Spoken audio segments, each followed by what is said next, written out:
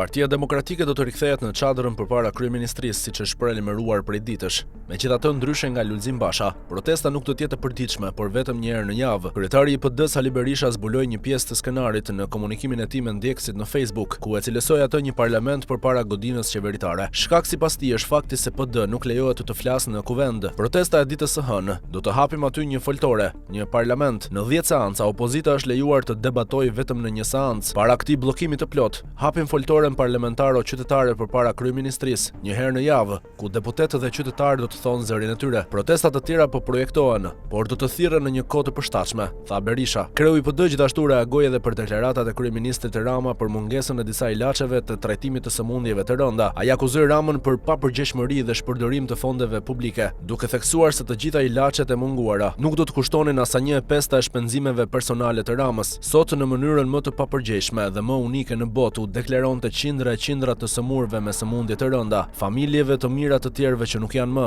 se nuk kishim ilaçe me që ishin shumë për t'u mjekuar, të udhëtosh me charter 10 herë dhe të lësh të sëmurët në kthetrat e më të pamëshirës, vdekjes, kryen një krim kundër njerëzimit, t'i lësh pa ilaçe. Pikërisht sot pranoj se i lam pa ilaçe se nuk kishim se ata ishin shumë. Unë garantoj se të gjitha ata pa përjashtim, të gjitha ilaçet e tyre që janë vërtet të kushtueshme, të marra së bashku nuk kushtonin kurrë as edhe 1/5 e shpenzimeve personale të Edi Ramës, për avion, për makina, për kopshtin e Edenit, për Giro d'Italia.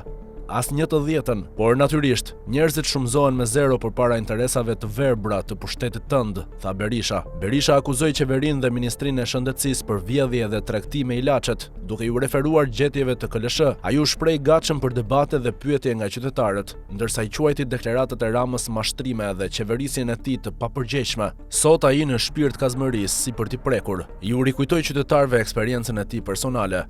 Edhe më makabër bëhesh me këtë Edi Rama, se nuk e besoj se ka lënë ndonjë person tëndin pa ilaçe, dhe unë shpresoj të shërohet. Por po të kishe ndjeshmëri ti, po ti konsideroje qenie njerëzore, ti nuk i lije kurrë pa ilaçe, ti u bëje vizë të gjitha atyre shpenzimeve për t'u garantuar ilaçet atyre. Tani thua se këtë vit do të keni ilaçet. Uroj që të mos ju avidhni ilaçet siç keni vepruar, sepse ju keni vjedhur paratë e ilaçeve, sepse ju keni bërë tregti me ilaçet. Ministra jote është pasuruar me ilaçet. Administrata jote është pasuruar me ilaçe. Janë këto të gjitha të evidentuara në aktet e KLSH. Unë ndala në këtë moment, se ky është një moment shumë i dhimbshëm, po ky është një njeri i papërgjegjshëm, njeri që për pushtetin e tij është i aftë të bëjë gjithçka dhe të mashtrojë për çdo gjë.